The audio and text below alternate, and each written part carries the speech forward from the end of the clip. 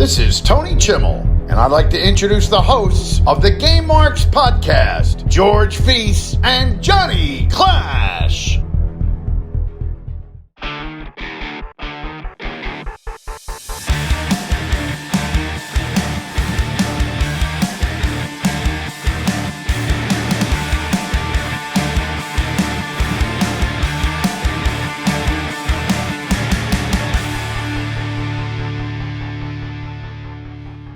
Welcome to the Game Marks podcast, where each and every week we take a deep dive into the good, the bad, and the awesome of wrestling video games. I am the man they call Johnny Clash.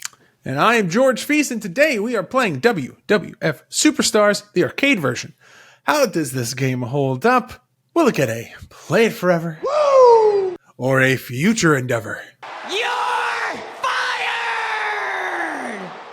We also discuss last week's breakdown of the video game history of Sting, arcade cabinets, and what we've been playing this week. And please subscribe and leave a 5-star review for this podcast on Apple Podcasts, Spotify, and follow us on all forms of social media at GameMarksPod. And don't forget, you can get this early and ad-free and ask a soft lock question, patreon.com/GameMarksPod. Also, I realized recently that not too long ago, Spotify implemented a survey on each episode, so we could ask the questions, but it's defaulted to what did you think of this episode. So I'm going to leave it at that. So if you want to tell us what you thought of the episode, some people have already, go right into your Spotify and answer the simple question. George, how you doing? If you notice, I am like rocking a lot, and it's not because I had caffeine.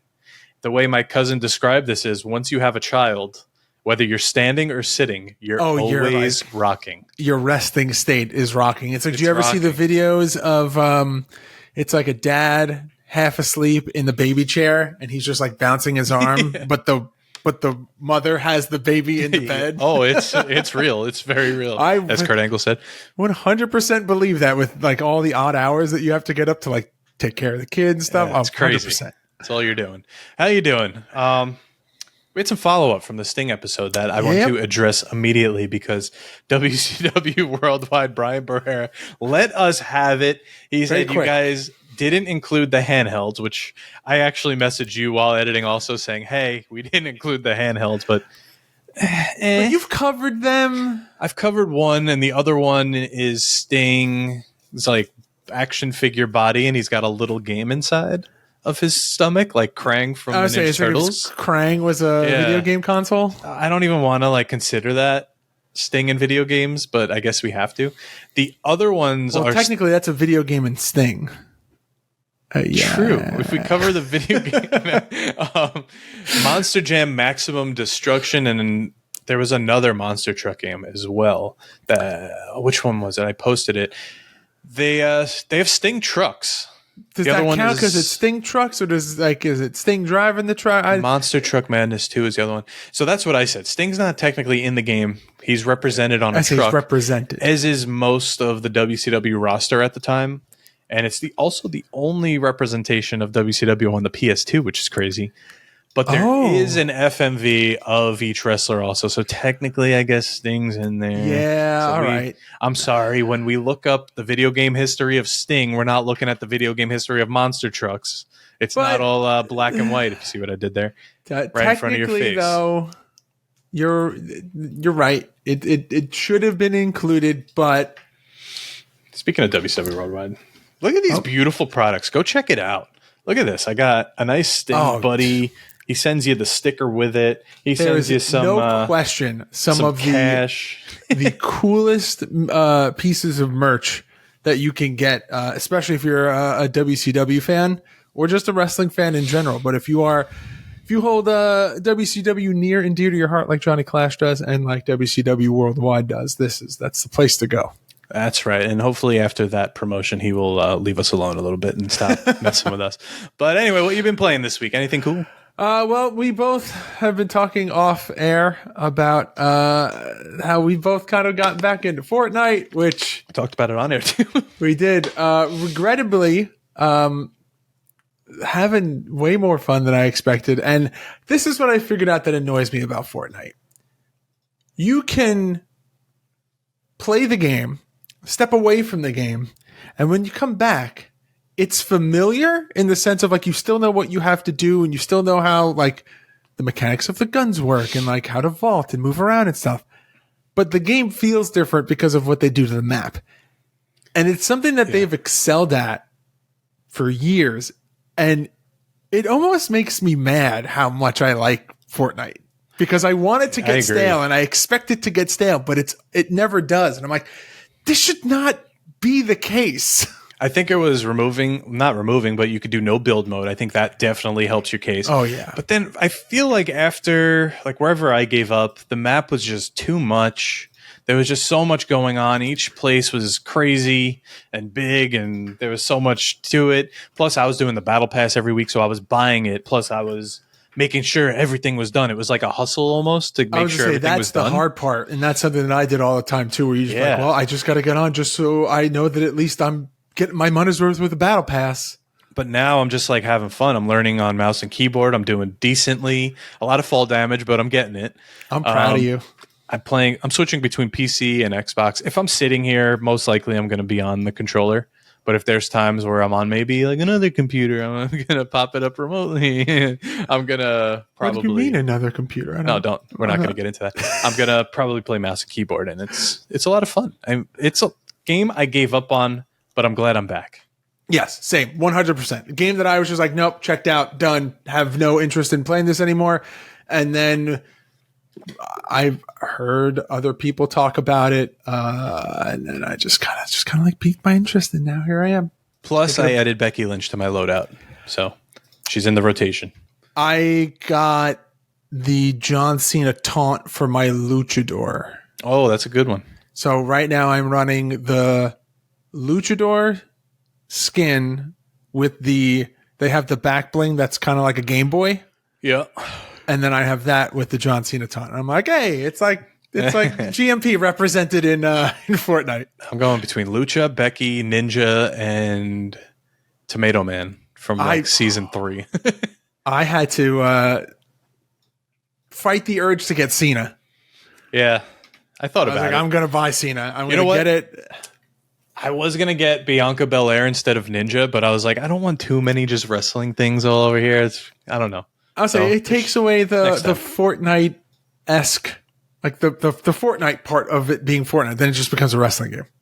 Like, I have wrestling in my Fortnite. Half of our life right now. So. Oh, yeah. But it's just like, oh, now we have wrestling in Fortnite too. Like I told my friend, I was like, oh, they have wrestling skins in Fortnite. He was like, why? Of course you would know that. Just why not? Yeah. But we are here for a reason, and that's to play WWF Superstars on the arcade cabinet. Get your joystick ready. Oh, boy. Is it time to do the deep dive? Yep, I love arcade games. Let's go.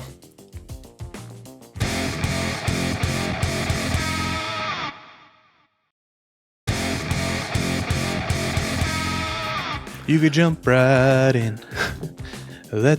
Sorry. Have you heard the I think it's Blake Shelton, the Korn song? Like not Korn, not like Jonathan Davis Korn, but is he covering Freak on a Leash? No, but he released the song and it's about Korn, and I thought it was like a joke song, and it's a very serious song, and I did not know that. I thought it was like a satire song, and it is not a country person. So. No, me either. But one of my friends showed it to me. Was like, "You have to hear this song. Like, this isn't real." I also hate Korn. But anyway, all right. Well, here we go. WWF Superstars, the arcade game. By the way, peek behind the curtain. I like Korn with a K, not with a C. Clash sent a song, or we're singing a song, and it made me think of the Korn song. That's why. That's why that conversation happened. It's because you sang. Okay. Yeah. Yeah, there we go. WWF Superstars, the arcade game, released May 1989, published by LJN, developed by Technos Japan and American Technos. Other games got 1989, WWF WrestleMania, WCW Wrestling, and Fire Pro Wrestling Combination Tag. It seems that every time we play a game and we break down the other games that came out that year, you've always got a Fire Pro Wrestling game. Always. Crazy though, 1989, you're actually getting a WWF, two really, a WCW and a Fire Pro game. It's awesome. The more things change, hell of a time they stay the same for wrestling. So I immediately thought this was the same as the Game Boy series of Superstars, which is Superstars 1 and 2. I also thought the same. Completely different. I also forgot. Once, we got into like the nitty gritty and the meat of it, and I was doing the research and screenshots and watching videos and playing it, I was like, okay, I remember this game. But I did forget that there was like an arcade game that was this cool before WrestleFest.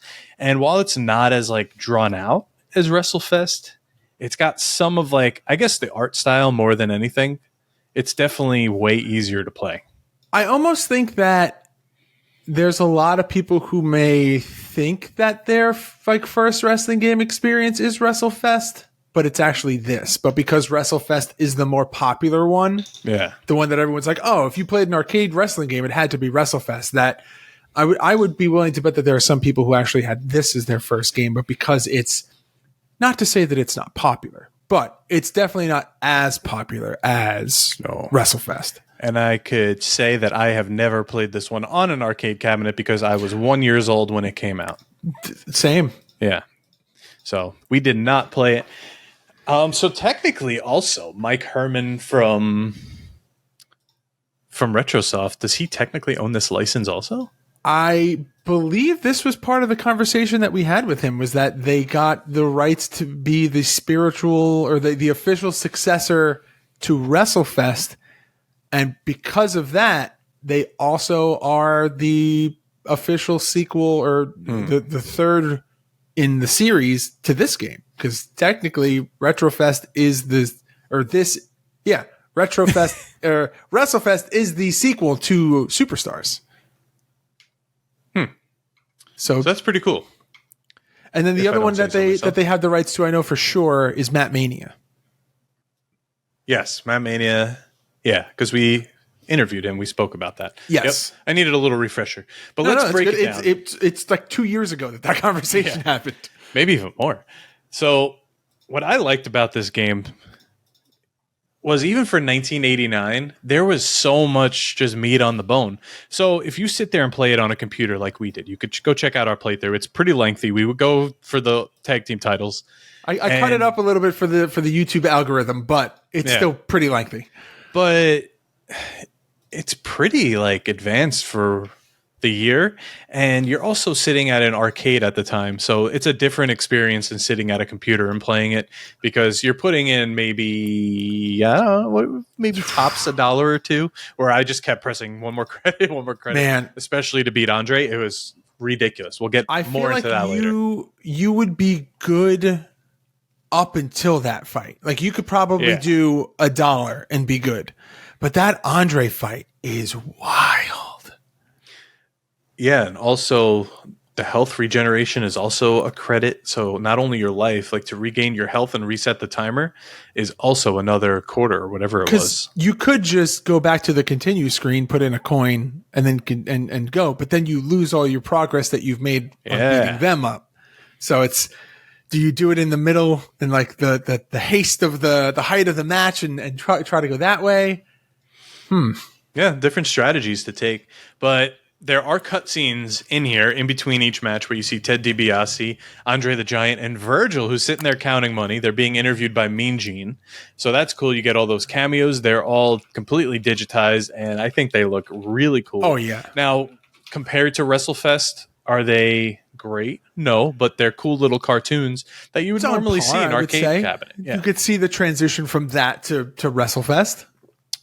I just think back to like arcades and like Jurassic Park or Turok, whatever it was, or Terminator. Like how, what I do I'm wrong? trying to think to Turok, because I know that my only association with Turok, but I think Turok was also an arcade cabinet at some point. But I just always think of Turok on the N64.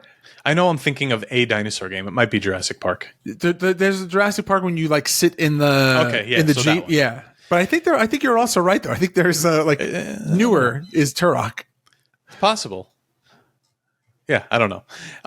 But just what those graphics look like compared to this one, they're just way way better, but I love the art style of this. I love everything about it. When you win, you get a nice little newspaper that says you're the champions with your little pictures. And then Miss Elizabeth congratulates you also. It's literally just her picture with some flowers, and it says, "Congratulations, Miss Elizabeth." I didn't know that happened. That was me neither. That was a surprise to me. That was interesting because I don't know. Maybe the way that it's written out, it just doesn't seem that way. It just says, "Congratulations, Elizabeth." Yeah, it's weird. So the way you play, though, you could do well, we're going to jump around a little bit. You do 1-on-1 or 1 versus computer, 2 players versus computer. So the point is to win the tag titles at MSG. It starts off with a really cool visual. You see MSG, if you're a New Yorker like us, you think like, oh, wow, that's actually really accurate and looks awesome, even though I hate MSG. My most hated team plays there, so I don't like it. Before each match, you get a ring card entrance. It's really quick, but it's there from WrestleMania 3, and I like it a lot. You come down on the cart. George pointed out an error where when you make it to Andre and Ted DiBiase, they come out from the other side of the ring, where they literally just flip the screen and the WWF logos backwards. It's backwards, yeah. I found that in doing some research during the actual playthrough and trying to help John with the moves. And happened to notice that there was a little annotation on the FAQ that I was reading where it's like, hey, if you look really closely, you'll see that there's this error. And I was like, well, look at that. Yeah. So you basically just form a tag team and try to win the tag team titles. But let's talk about those moves you were talking about. There's basic grapples and attacks. So from a grapple, you could either toss the person, give them an Irish whip, or you could do a headlock where you get 2 different moves for your wrestler from the headlock. It all happens so quick. Once you get that grapple, you have to go right into the headlock and right into something else. There's different combinations for different finishers. It's like kick, kick, kick, or punch, punch, punch, punch, kick, whatever. It's button combos without being it's only annoying. Well, that's what I'm saying, but it's not like you have to hit up and kick and then down and punch, and that's how you do your finisher. Like, it's just like, oh, if you just hit this button 3 times, you're good. Yeah, they also just have to be timed really well. Yeah. What I thought was cool in here that you don't get in many old games is a referee in the ring. And he stays nice and out of the way, but he is there, and he does count your pins. You can't hit him, which everyone kind of always wants to do, but it's like a reverse magnet where if you're going near him, he's on the other side of the ring. Yeah. Kind of like Mario in Punch-Out. He's just there, and then he's gone. I was going to say, then he's gone. There was there's another thing that I had saw that we didn't come across in our playthroughs because I didn't play as anyone who had a submission. That apparently when he's in, the ref like freaks out when you have someone in a submission. Oh yeah, I didn't get to a submission. I was mostly the honky tonk man. But apparently that is a thing where the animation that they chose to give the referee for that apparently he goes a little wild. Oh, well, everyone likes a wild referee. So what's cool here, which you see in later games as well. Now, I was listening to the Major Pod the other day. Brian was completely shocked that there was like a chair and a bucket, I think in Raw or Royal Rumble. He's like, they did that back then? Yeah, they were talking about Royal Rumble. This game came out 5 years before that, and there is a giant table that you could use outside the ring. It's not a section of a table. It's not something that kind of resembles a table. It's a giant table. It is a giant, like beer pong barbecue table. Yeah, it's crazy. And there's also a chair as well, but those do go away once you've reached the final match with Andre. You cannot use a table. Now, my biggest problem was probably because I was on a keyboard and I had to figure out the controls. Once I picked that table up, I had no one to hit it because they dipped back into the ring. I couldn't put the table down. So I got counted out because you can't go in the ring with the table. I also had a similar issue where it took me a match to figure out how to get back into the ring because I thought it was going to be something more complicated than it actually was. And then I did the what would Johnny Clash do if he was in this situation and he was here? You don't want to do that. Well, because usually when we're doing the playthroughs together and that happens, you go, "Did you hit A?" And I go, "No, I thought it was going to be more complicated than that." You're like, "Well, just try hitting A," and I got back in the ring. Oh yeah, well that's that. Also, it's much like the modern games where if both are outside the ring, the partner will jump in and help you out a little bit. Yep. So that's cool. But I really liked kind of everything about how simple it was, but also you don't get bored of it because it's the punches, the kicks, the grapples. You're running all over the ring. There's top rope moves. You could dive from the top rope to the outside, which was awesome. I hit the most X Division high flying move with the honky tonk man I've ever seen in my life. It was the best looking fist drop to the outside I've ever seen. It was great. So after you win 3 matches of other wrestlers combinations, so whoever you are, you're going to face a different combination 3 times. Then you face Ted DiBiase and Andre in the final round. A lot of the grapple moves don't work against Andre. He'll just pancake you, throw you off. He'll chop you down. And when you get hit once, like just the slap itself sends you flying. It honestly, you know what it made me think of? The Hulk Hogan Shawn Michaels match. Oh yeah, where he like oversells everything. Like that's literally what it was. Like he would hit you with a punch, and you will fly from the middle of the ring to the ropes and bounce off the ropes. It's crazy. So they are not selectable characters, the Megabucks, Ted and Andre. But you know, if you play in a version like us and you use a cheat code, you could you can make it happen. Even though they are a little buggy because they're not supposed to be used, but you can make it work. Well, since we're hopping around here and we're talking about who you can't play as, let's just it's a short enough roster. I'll take us through this roster right now of who you can play as. So you've got Hulk Hogan, Macho Man Randy Savage, the Ultimate Warrior, Big Boss Man, Hacksaw Jim Duggan, and as Johnny Clash said before, the Honky Tonk Man. He's a honky tonk. Strangely, a lot of fun to play with as a Honky Tonk Man. Let's talk about this. The finishers and how they chose to do the animations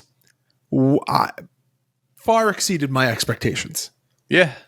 I didn't think they were going to be as clean as they were. They are pristine. I thought everything, yeah. We noticed some flaws with missing pixels in certain spots and weird shading, but listen, in 1989, I think this game way surpassed its expectations, and 100%. I hope in 1989 people didn't take it for granted because it was really cool. And to follow it up with WrestleFest, my God. This is like the generation of wrestling games where, yes, they're arcade games, and yes, you know, it's very much like you have to be there to play them. Mm-hmm. But could you imagine like being a kid? And granted, we were kids, but we were babies. We hit that step. Yep. We were babies. But could you imagine being like 10 years old and being in an arcade and seeing WrestleFest? Like that's how I was with Royal Rumble arcade. Yeah, the place I went to yearly. I'm like, oh my God, I could play this every year. So cool.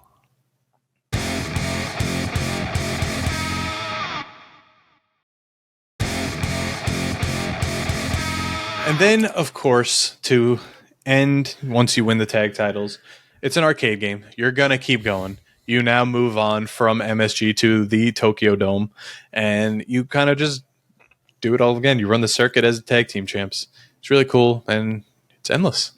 Yeah. It's one of those experiences where it is fun and rewarding and kind of gives you that little bit of like an endless playthrough as long as you have a basic understanding of the game. I feel like once you get past Ted and Andre, you could beat anybody. Which took me 30 credits to do. So that's what I'm saying. But like once you get past that, at the arcade. Once you get past that, you're gravy. There's not a whole lot else for you to get, you know, stomped out by, because it's such a that is the pinnacle of difficulty for the game. Yeah.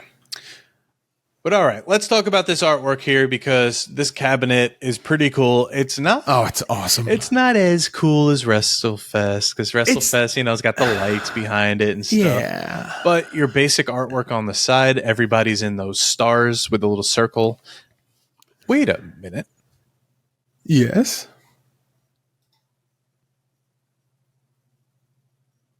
This version I posted is fake. I am sorry for that, because there's Ric Flair and Sting on it.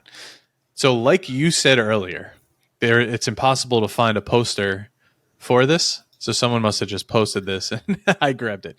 My apologies. We'll talk about the cabinet because the same poster's on the side of the cabinet. Wait, ready? George to the rescue. And he's got it. There we go. So they replaced Jim Duggan with Ric Flair and Honky Tonk Man with Sting. But it's the same concept, exactly what Clash was saying. You've got the stars with the classic like golden age WWE trail behind it.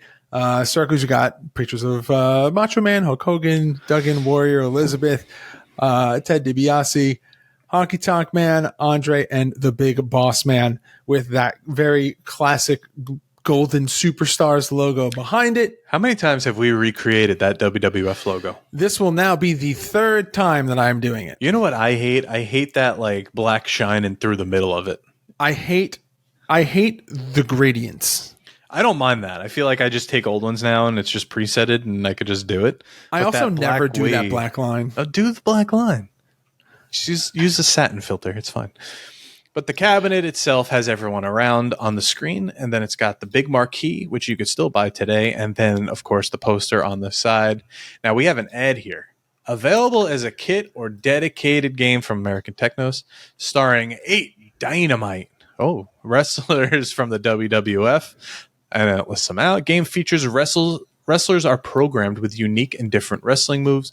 Players choose their own tag teams for exciting competition. Real life outside the ring action, just like the World Wrestling Federation. 3 models of play to choose from. 1-on-1, 2-on-1, computer, player, blah, blah, blah, blah, blah. Power up and game continuation features. Ain't that right?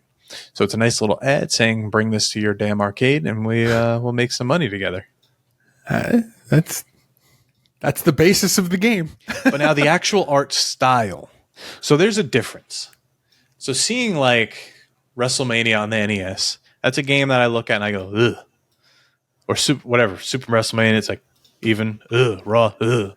Royal Rumble, it's like, okay, we're getting somewhere by those games. This game, like WrestleFest, is so pretty that like I get excited to see it. I think this game's right there with it because you're not limited in the color palette as much as you are on the NES and the Super Nintendo and whatnot. This is a bright, beautiful game. You open with the Superstars logo, like overhead shot of a crowd that looks awesome. The ring itself, the red, white, and blue ropes, everything in here looks just like the WWF. It's maybe not the ring aprons, but we'll let them slide. I was to say the aprons are, I think, the weakest part, like graphically. But you know, beggars can't be choosers. No, but I'm happy about crowd. The other aspects of the game, so I'll let that slide. Yeah, great looking crowd. My one gripe: you have the HUD up top, which shows your team as player 1, and it shows your health. But there's no health for player 2 if it's a computer. So you can't see your opponent's health. Yes. And I think that is sucks. Intentionally done. Yeah. Yeah. Well, it sucks. But it's something that would help you a lot.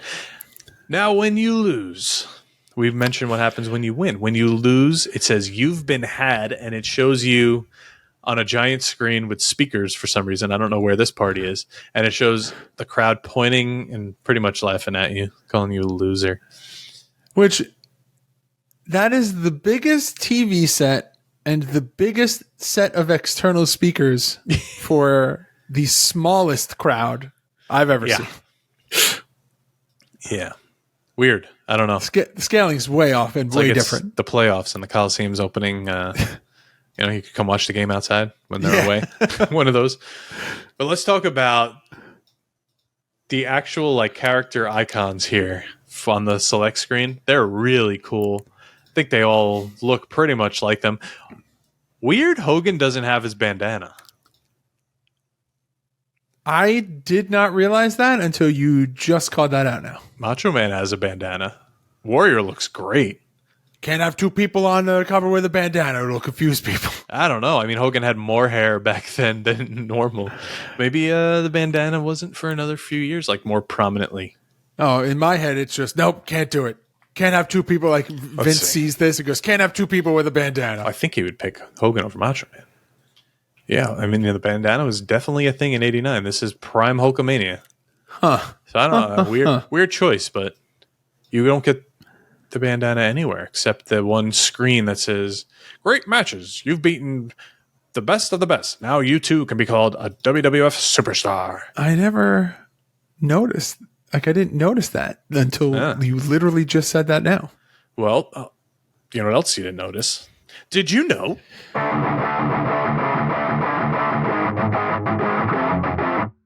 Did you know Technos followed the game with the release of WWF WrestleFest in 1991? You did, because we keep talking about it. Did you know the original manual for this arcade cabinet is available on eBay for $16, the PCB board for $146 to $500, and the marquee for $60. Now, here's a fun story. I have a friend who loves, the arcade cabinets that he grew up playing. There was an arcade not too far from where he lived when he was growing up. So he likes to collect the arcade cabinets, or he likes to collect parts of arcade cabinets that he had played a lot when he was a kid. And the thing that he chooses to collect the most is the marquee, because they're the easiest things to come across. And it's probably the coolest part. Right? Oh, yeah. There are some that you talked about it before. Like, some of the arcade cabinets are just so cool. Like the WrestleFest arcade cabinet is so cool. Like, the later years of like the Madden arcade cabinets were like super cool. Like the Blitz cabinets were so cool. So did this ever happen to you? Did you ever like start a game at an arcade and then all of a sudden someone comes next to you and just punches in their own tokens, becomes player 2, and now they just throw off everything? Yeah. Yeah. That was the worst. Yeah. Were you that kid? No, I have been there. Especially like a birthday party, like, you know, one of those little play places where it's just all the arcades and it's like your friend or someone you don't like. Or like someone's, a friend's like younger sibling, and you're like, yeah, sure. It's even worse when it's a stranger, because then you're just like sitting there in silence. Like, don't ruin my game. Yeah. Or then they win and now it's their machine. You're like, fuck. Yeah. Okay. Like, well, all right, I guess I'll walk away from Street Fighter now. Okay. So we talked Did you have like a go-to arcade like game that you were like, this? I know you talked about the Jurassic Park game, but like, were you like, I love playing Street Fighter, I love playing the Simpsons game? Simpsons and Ninja Turtles every time. That was it. It's hard to beat Simpsons and Ninja Turtles. I was big, much like now, it's big Tekken arcade. Of course. I dabbled in some Mortal Kombat. Now, I always found Mortal Kombat to be so hard in arcade cabinets. Yeah. I mean, I feel like every arcade game's just hard. It's Later, true. when they started adding Guitar Hero. Oh yeah. God, yeah. I wonder if Dave & Buster's in New York City still has my name as the top of the used song. Oh, I guess you'll have to go and check. Yeah, that was like 15 Research years for the ago, pod. so God knows. Research for the pod. But speaking of handhelds, earlier in the episode, there's actually one for this as well. I think it's part of the whole, we're going to name it Superstars, but it's not the same Superstars along with the Game Boy games, because it's just Superstars. Is this Tiger Electronics? Yeah, Tiger Electronics Superstars LED video game. It's one of those little black and white punch kick games that's kind of lame, but cool to have. I like wanted to love these games as a kid, because it was just like in most cases they did a really good job of like making the actual handheld look really cool, and then you load it up and it's like doot. I had RoboCop, and that one was so much fun. So like some of them were really good. I just feel like wrestling did not translate to the handhelds. That and Yahtzee was always my poop game growing up. I had a little Yahtzee handheld. It became the household poop game. How far we've come from Marvel Snap being the poop game now, and all the way back it was Yahtzee. Yahtzee. Learn how to play Yahtzee on the pooper. But all right, let's talk about some ratings and reviews here.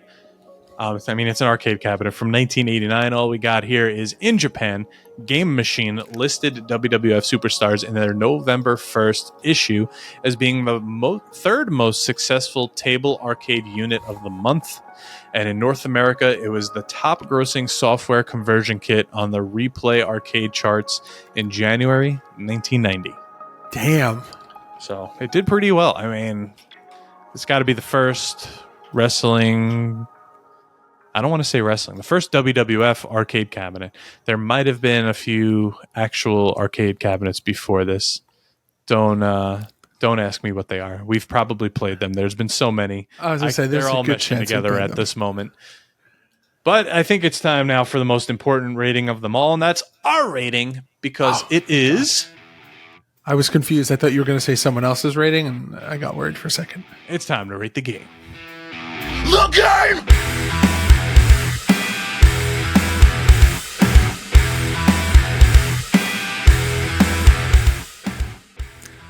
All right, Johnny Clash, kick us off this week. This is a big old play it forever. Woo! Not surprised. I didn't have any expectation coming in here because some of these older WWF games are very hit or miss. And this one is a pretty big hit. I think that's the name of the game with this generation of wrestling games. They're either this or you're getting they're either really, really great and far exceed any expectations that you would have for them, or they are just the bare bones, bare minimum, Bear Bronson. Yeah. For lack of a better term, you get like a WCW wrestling. Right. You don't know what you're getting here, but I'm very happy with what they got. Oh, yeah. So if only this translated as well to the home that's right release of I Superstars. Had maybe my own little joystick thing here I could map, or even just map in general, which I couldn't really figure out how to do. I think it would have been a little bit of a better experience, but I definitely had fun. It's like hard. It's hard to make a game like this, like any arcade game, really translate. Like look at Royal Rumble. Yeah. It's hard to make games like that are designed for arcade, like specifically with arcades in mind, to translate that immediately to a home release. So yeah, credit for the effort that went in. All right, but what about you? Play it forever, future endeavor. Easy, play it forever. Woo! It's just, look at us agreeing again. It's just, you can't argue with it's. This lays the groundwork for so many games that come after it that follow this recipe, this style. If you love WrestleFest, this comes before it. Seek it out, play it. There's plenty of places to play it online. In certain areas, it may not be as polished as WrestleFest, but it still has a ton to offer. It still has, beautiful visuals, simple, easy to follow gameplay. And as most arcade games should have, a gigantic difficulty spike to eat up all your coins. Uh-huh. All right. Hey, that's our rating. Let us know what you think about this game. Let us know if you've played this game on an actual arcade cabinet. Absolutely. If you owned one, please hit us up. Is it time for the soft lock question of the week? Yes, it is. All right.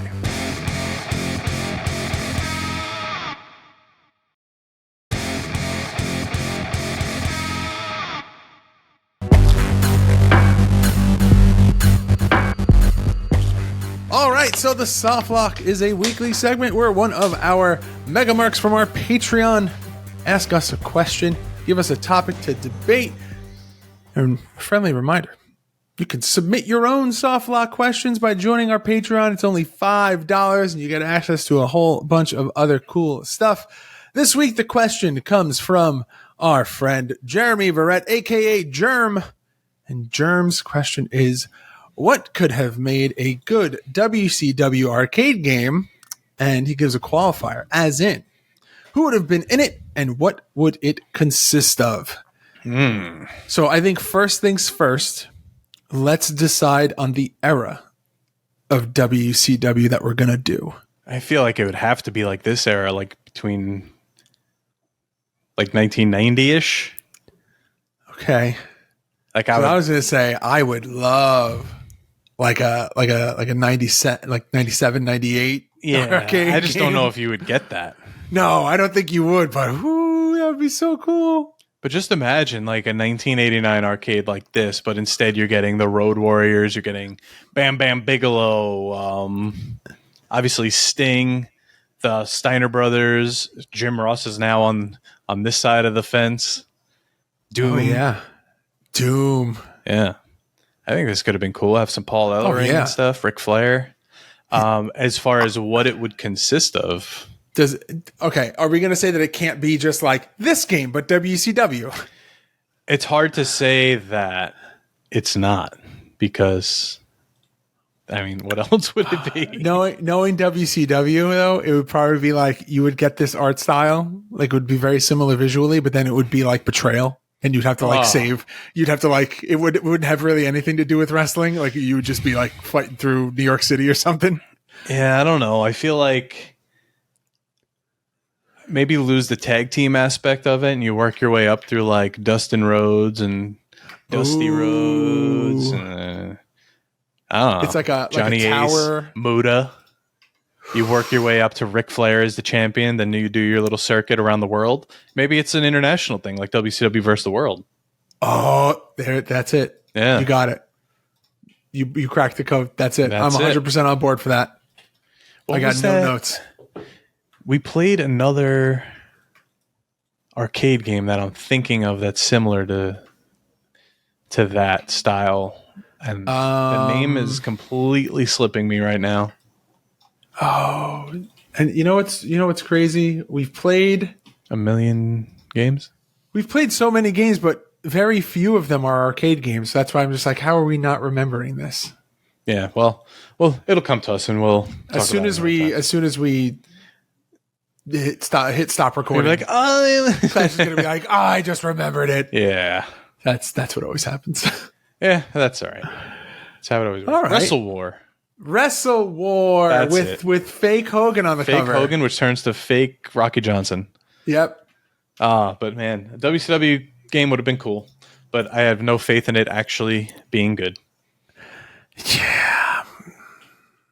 I want to believe that it would be good and that you would essentially get just the WCW version of this game. But the track record, at least at this time, or no, you would get the exact same game. It would be like this. The controls would be great, but you'd get a Super Brawl camera.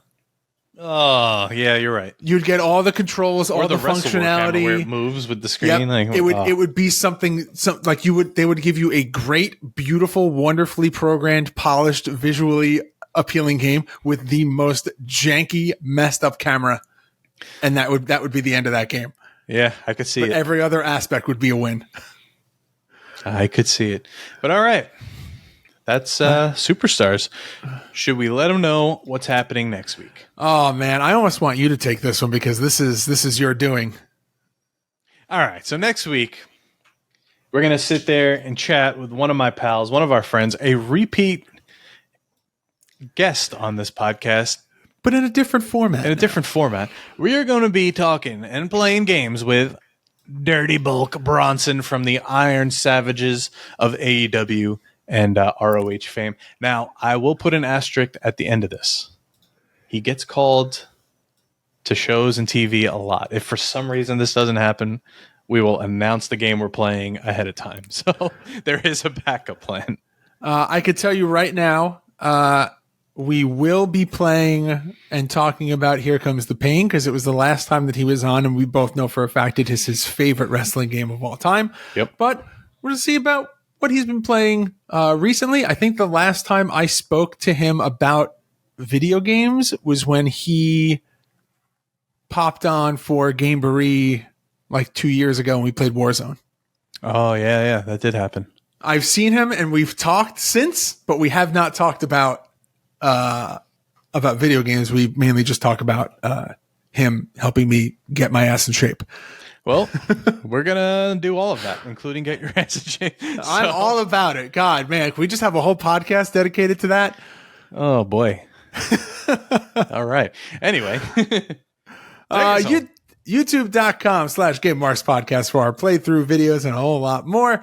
GameMarksPod.com/shop for our exclusive merchandise. ProWrestlingTees.com/GameMarksPod for our shirts. Patreon.com/GameMarksPod for this show early and ad free, where you can also gain access to our Discord and submit your questions for the soft lock at GameMarksPod on all forms of social media. And please make sure to like, comment, subscribe, ring that notification bell, and leave a 5-star rating and review on both Apple Podcasts and Spotify. And if you have a product or service that you'd like to advertise on this podcast, please reach out to us at GameMarksPod@gmail.com. And quick shout out. If you're listening to this podcast and you are a fan of podcasts, please go and check out Going Postal. It is another podcast that I do. John has spoken about pretty much every episode because, one, we talk about this podcast, and Swoggle just likes to say his shoot name all the time. And make sure to go and check out Shoes' podcast. Car Jomez. Car Jomez, yeah. Make sure to go check out Car Jomez. Show them some love, and that's it. That's a whole arcade episode done.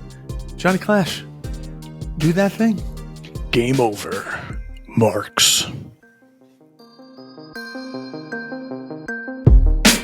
Game Marks Podcast, put them on the radar. Playing rare games, Sega Saturn, no Game Shark. Johnny and George work hard and they play hard. Future endeavor games and put them in the graveyard. From the deep dive to the clash at the feast. How can I get more? That's question of the week. Follow on Twitch, there's nothing that they won't play. Game Marks Podcast every single Monday.